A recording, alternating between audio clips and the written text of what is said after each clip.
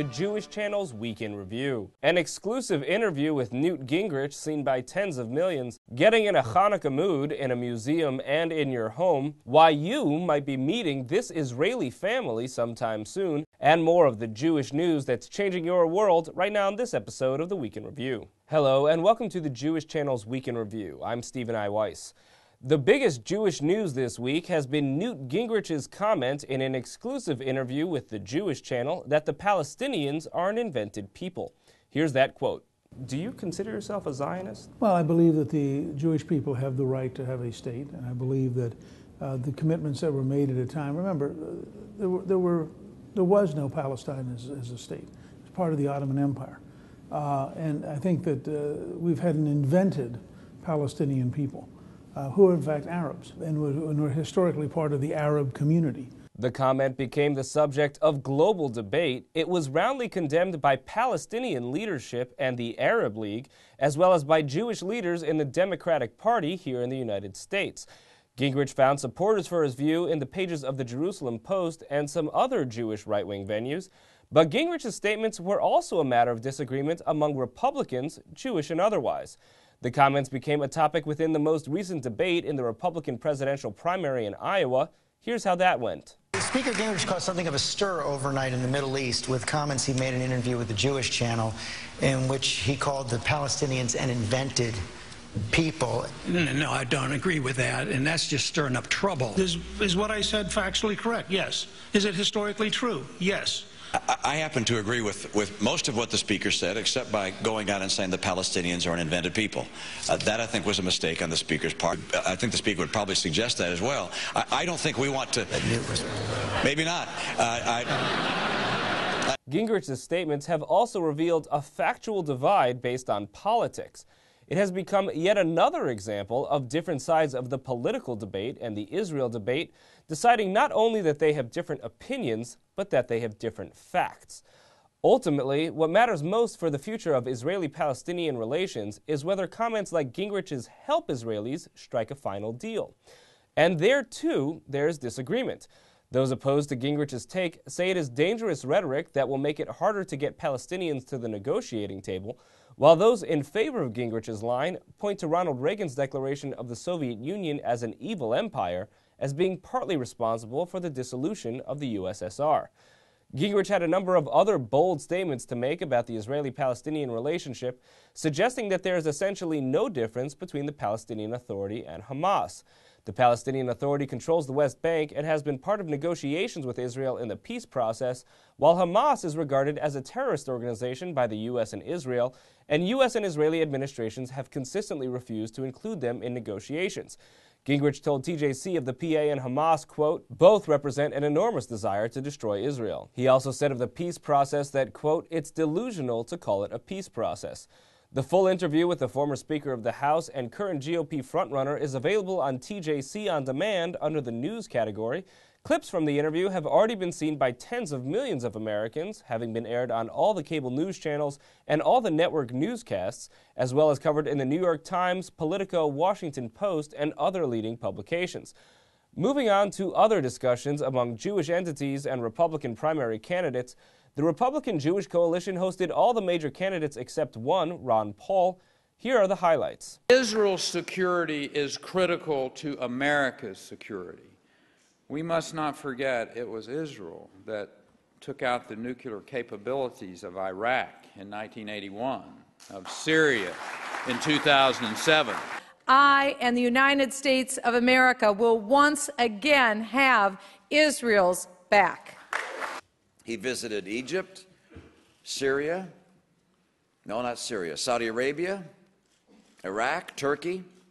He even offered to meet with Mahmoud Ahmadinejad. Yet in 3 years in office, he hasn't found the time or interest to visit Israel. This one-sided continuing pressure that says it's always Israel's fault, no matter how bad the other side is, has to stop.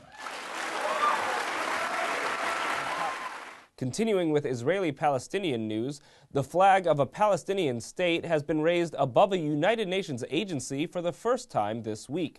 The flag was raised Tuesday by Palestinian Authority President Mahmoud Abbas at UNESCO, the United Nations cultural agency, which voted to recognize Palestine as a state by an overwhelming majority in November.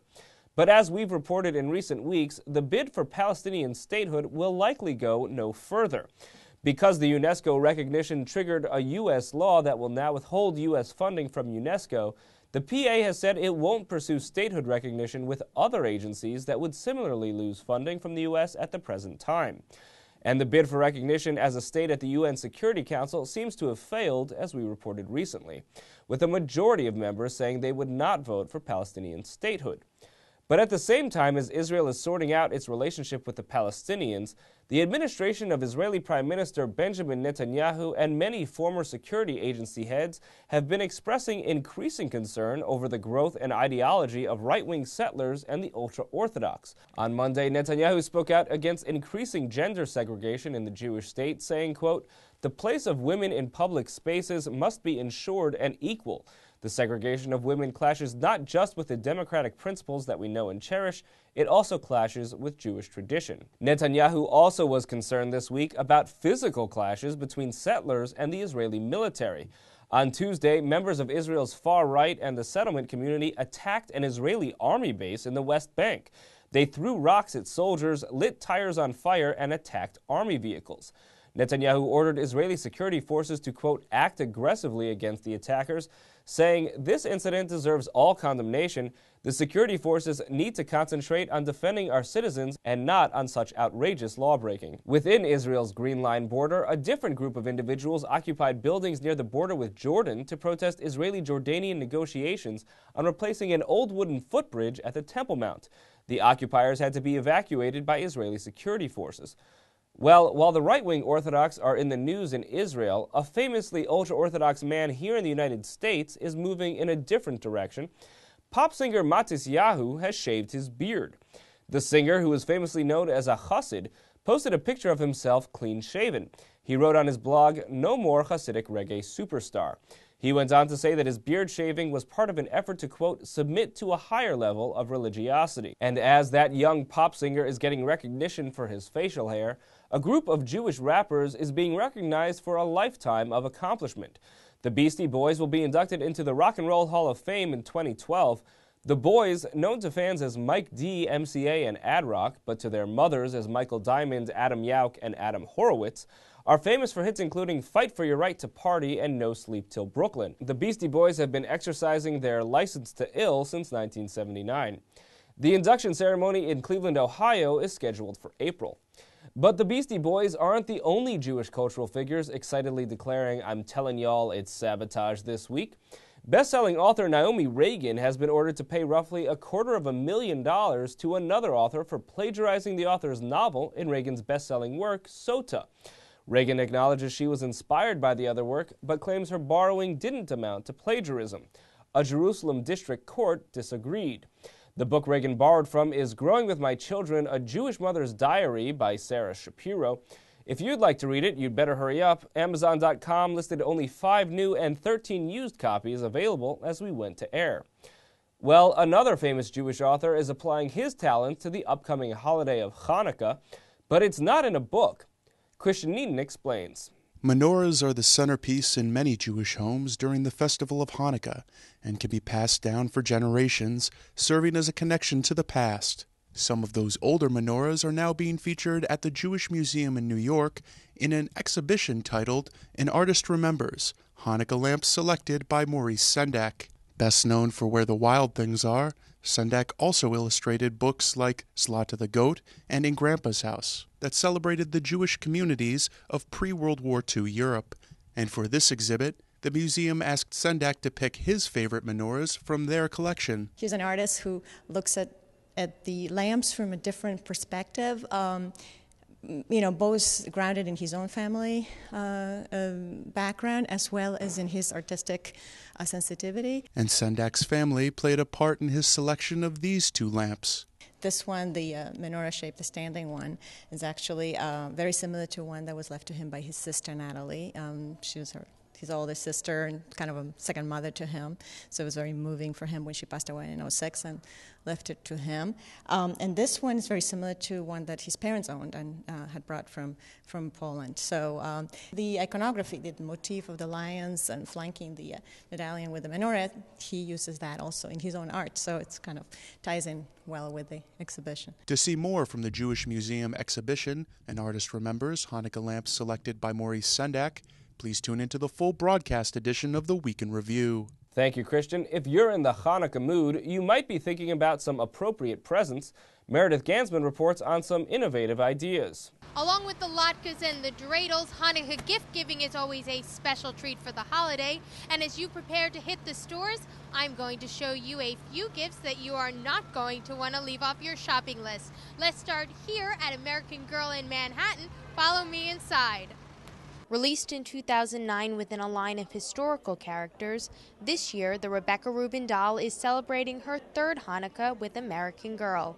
The company's only Jewish doll, she captures the turn-of-the-century American Jewish immigrant experience for young girls today. Rebecca Rubin is a first-generation Jewish American, and her story is set in Lower Manhattan in 1914. American Girl's senior marketing manager explained why the company wanted to introduce a Jewish doll. The Jewish immigrants really had a large impact on our country's history. And this was a time for American Girl to tell this story, which is a wonderful story to tell because in 1914, Rebecca is having to absorb new changes in the culture by keeping strong to her traditions. But how do today's young girls relate to a doll with Rebecca Rubin's story? Simple. Through play. So she has so many things to play with. All of her accessories are really true. If you look at her, some of her items that you can play with, the bagel and the rugelach and the pickle, it makes a story. Rebecca Rubin is available at AmericanGirl.org or at any American Girl store. Games always make for great Hanukkah presents, and at J. Levine Judaica, fourth-generation owner Danny Levine described the new trends in the gaming world. I see a lot of mainstream media and games becoming Jewish. New this year is one game that will give dreidel a run for its money. Taboo. What's better than regular taboo? It's Jewish taboo. For more great Hanukkah gift ideas, tune into the full broadcast version of the Week in Review. Thank you, Meredith. Finally, the state of Israel is trying many different things to get its message across these days. Now, people all around the United States have an opportunity to meet an Israeli family, and Rebecca Honig-Freeman caught up with them this week for more details. America, meet the Israeli family, Dad Chami, Mom Oksana, and their daughters, Gali, Tamar, and Michal. Coming soon to a city near you, the picture-perfect Semach family is spending the year traveling the world over as self-appointed personal ambassadors for Israel. We're going to be in 27 countries around the world, 4 continents. Racking up miles and taking hearts along the way, the Semachs are calling their world tour the Israeli Family Project. The idea grew out of work that Semachs did with tourists in their hometown of Kadesh Barnea, a small community in the Negev desert where they have a business making jams and spreads. We really saw that when people come to Kadesh Barnea, come to meet us, we share with them our story, our family story, like we do now. We let them take a look into, through our eyes, through our story, to what it is to be an Israeli. They really connect. They really can have another way to look at what it is, Israel. So 2 years ago, first we decided, okay, we want to do something bigger with it. And so the Israeli Family Project was born. And in August, the Semachs set off on their world tour, starting in Greece and making their way through Europe before coming to the States. How has this experience been for you guys traveling around the world? That was amazing. Like, you travel and you meet new people and you talk with them about your country and they tell you about their country, and it's really incredible. For more on the Israeli Family Project, watch the full broadcast version of the Week in Review. Thank you, Rebecca. That's all for this week from all of us here at the Jewish Channel. Be well. The Jewish Channel is available on cable. Time Warner Cable Channel 528, IO Optimum Channel 291, RCN Channel 268, Bright House Channel 330, Verizon Fios Channel 900, Cox Channel 1, Frontier Communications, and now on Comcast Cable in the on-demand menu under Premium Channels. For more information, visit tjctv.com.